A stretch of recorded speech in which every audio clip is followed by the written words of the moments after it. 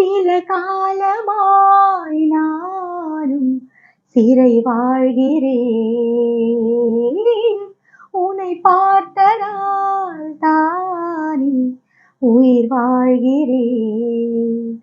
தூக்கம் விழிக்கிறேன், பூக்கள் வளர்க்கிறேன். சில பூக்கள் தானே மலர்கின்றது,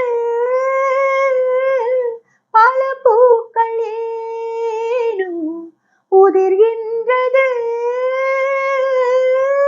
பதில் என்ன கூறு, பூவும் நானும் வேறு. ஏதேதோ எண்ணம் வளர்த்தேன், உன் கையில் என்னை கொடுத்தேன்.